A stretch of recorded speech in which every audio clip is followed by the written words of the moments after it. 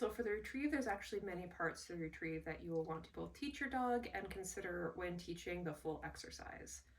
I'm going to start by throwing the dumbbell and have Java retrieve it, and then we're going to break down the final exercise to see how many behaviors your dog actually needs to perform while doing a retrieve, and then start to focus in on what specific behaviors you need to teach your dog to interact positively with the dumbbell. You ready? Come. Yeah. Wait.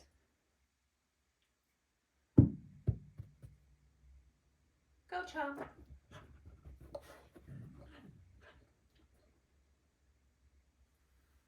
Hi.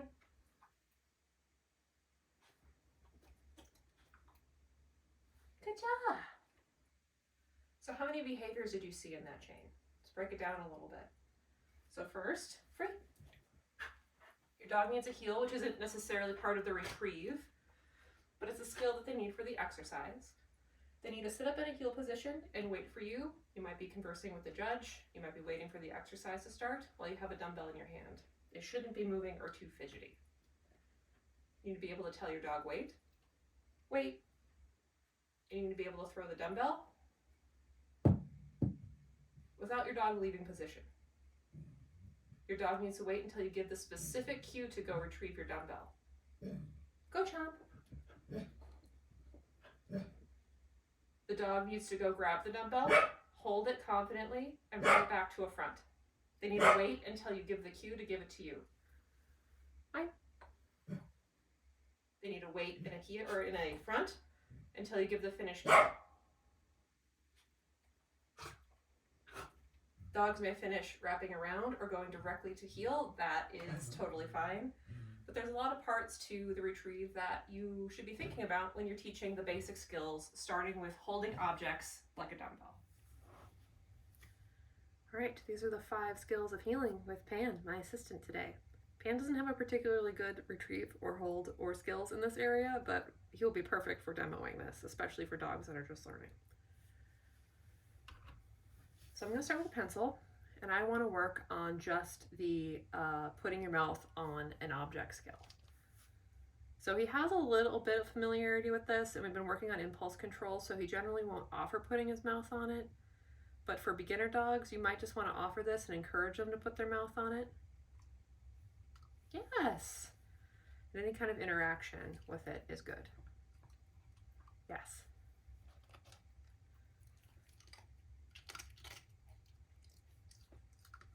Yes. So I want to advance this a little bit, and this might not be your first session, it might be a couple sessions down the road, but I want to get a little bit of duration. And I do that just by waiting a little bit longer to give my reward marker. Yes.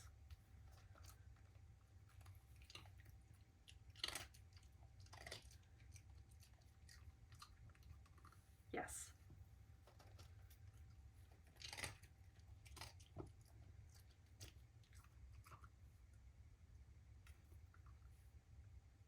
Oops. Oops.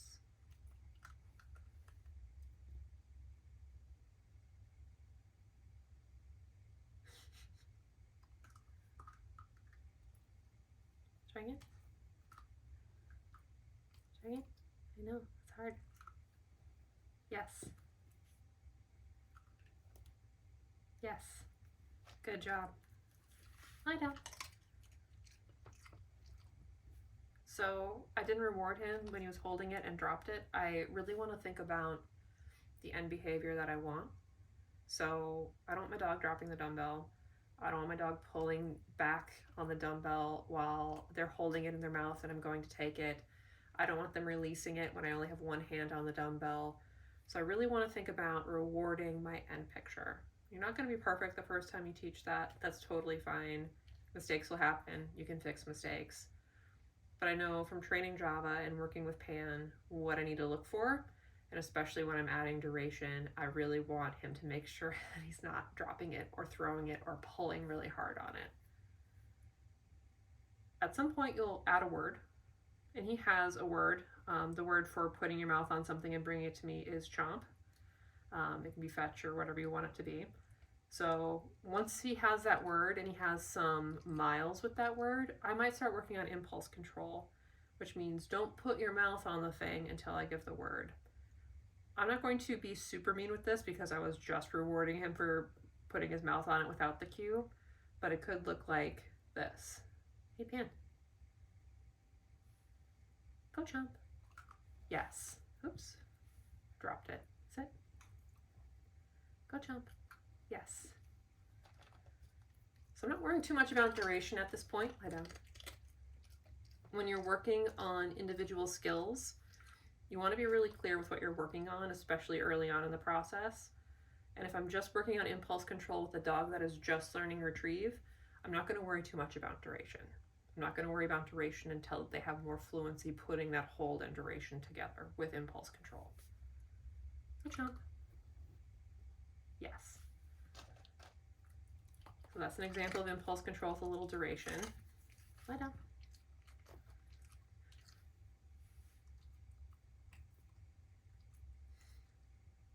Jump. Oops. Jump. Yes. I also want to think about your release word. In training and in these videos, I've been really bad at using my release word in trialing and working the whole behavior chain. I obviously use it. Right now I'm using my marker word because I want them to know I'm giving them food, but I will try to do a demonstration using my release word and a marker word. I know. Jump. Mine? Yes. Come over. I know.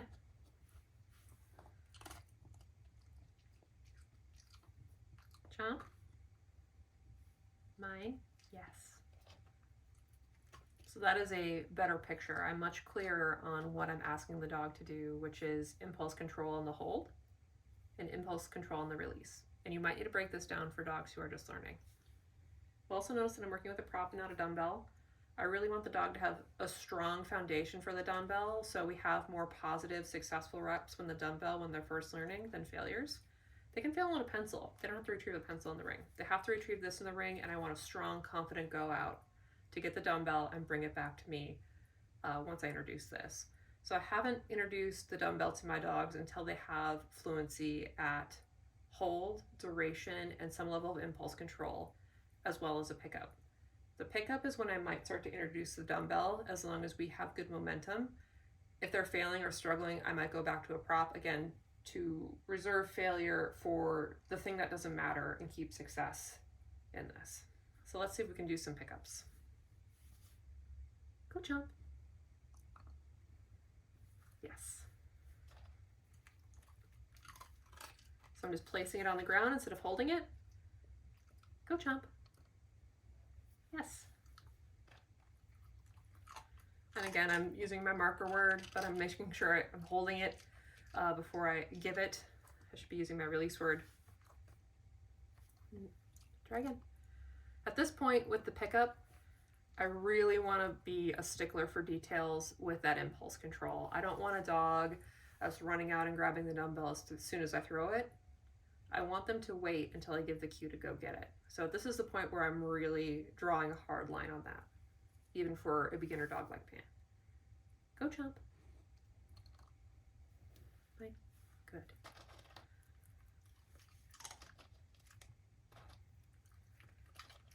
Come on over. Sit.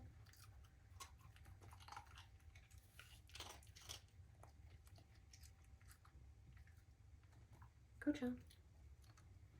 Yes. I also notice that I'm still.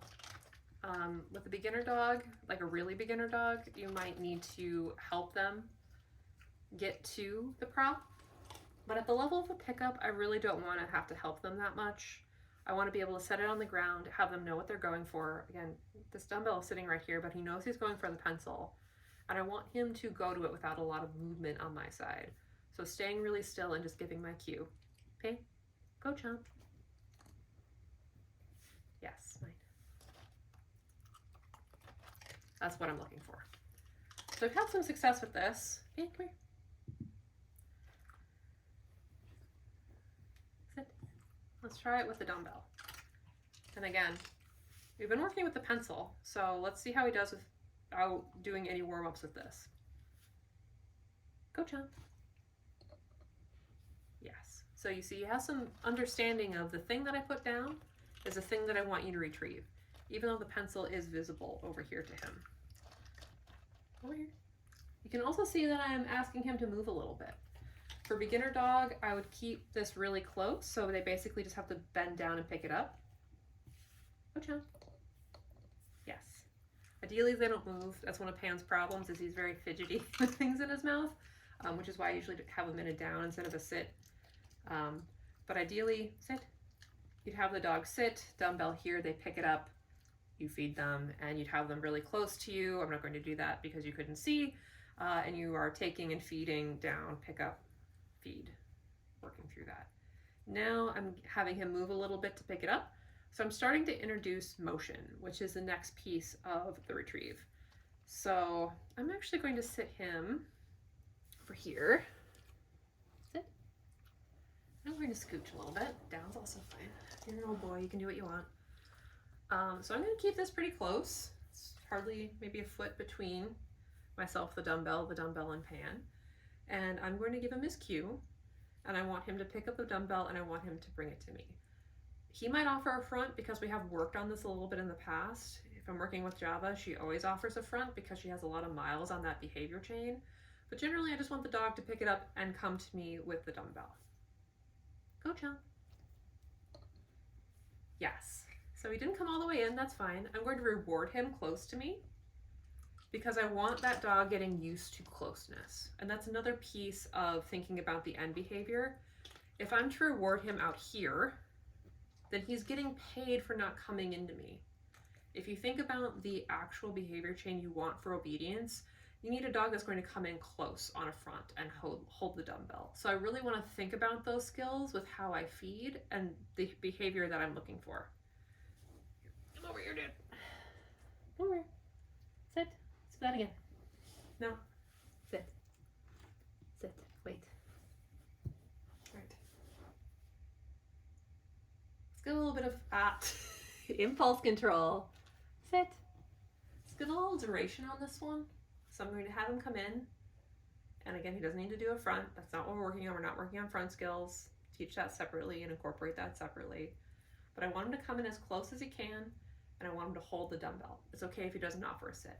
Pan, go, Chomp.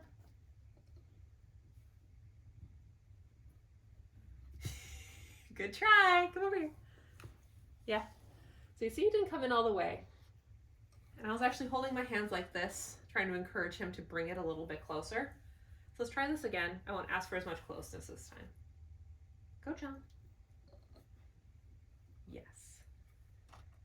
Again, I'm using my release word, or my marker word, not my release word. That's not ideal. Come here. Also fed him a little bit too far away. Again, not ideal. We all learn. Progress, not perfection. But things to think about. Okay. Go here. Sit. Sit. Putting the dumbbell at sit. So be proactive. If he breaks, I don't want to let him get the dumbbell and start coming to me. That's going to cause a lot of frustration. I want him to know that he made a mistake right away. So making some kind of sound, no reward marker when he makes a mistake, it's totally fine. Just reset and keep moving on. So I want to try to put the dumbbell a little bit closer to him, so he has to move a little bit farther with the dumbbell in his mouth.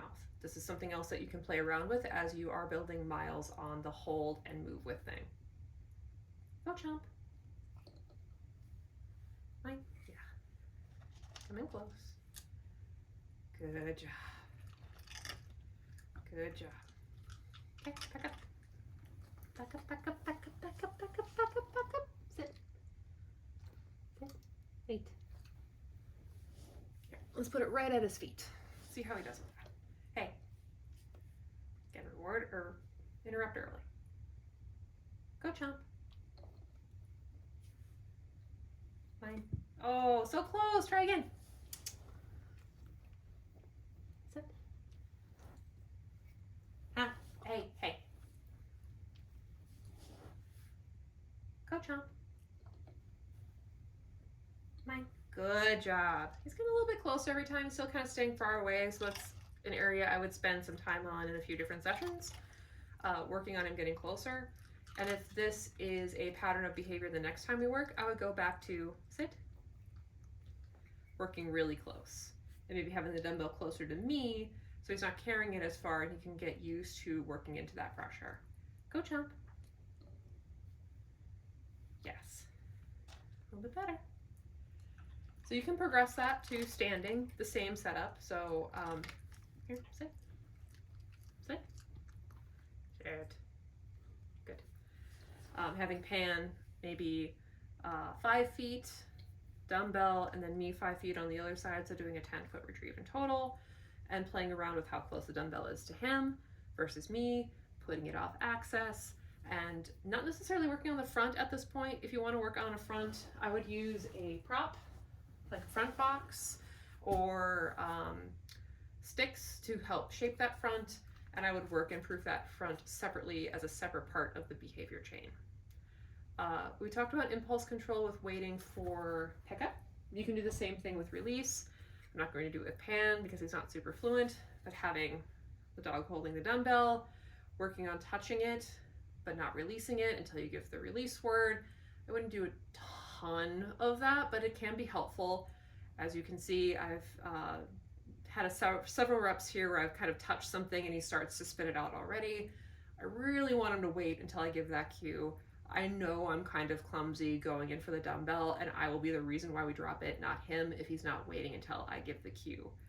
I will also work on proofing maybe out of sight retrieves, because you're working up to retrieving over high jump, where the dog is not necessarily going to see where it lands, so putting it behind a prop like this,